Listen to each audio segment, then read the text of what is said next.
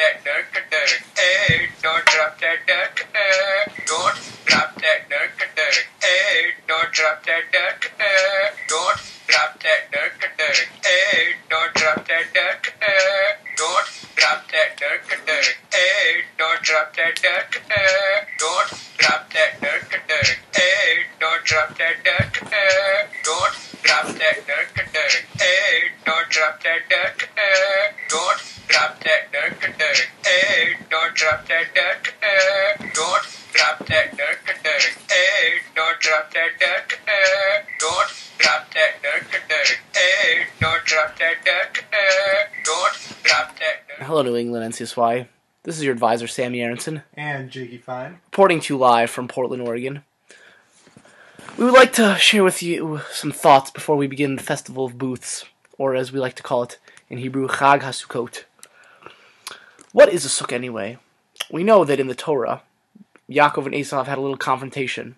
After they had this little fight, what they thought was going to be an epic battle, they walked away. Esav goes home, and Yaakov goes to a place goes to a different place, which is eventually called Sukkos. Why is it called Sukkos? Because there, Yaakov builds for himself a house, and he builds for his animals a hut.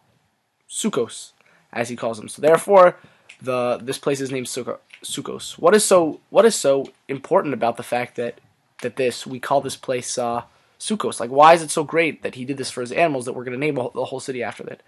So, the Or HaChaim answers that perhaps because he was showing that he did something new, by showing compassion for his animals, and that was a significant thing in his life. As we know, we've just gone through the high holidays, and these were very intense days of judgment where we try to work on ourselves for the new year.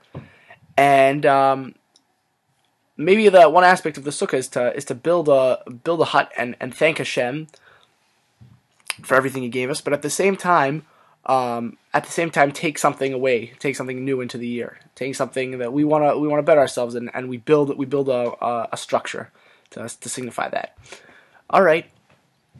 Well, we hope you all have a wonderful holiday and a wonderful Shabbos, and it should be nothing but blessings for you and your family and your children and your children's children.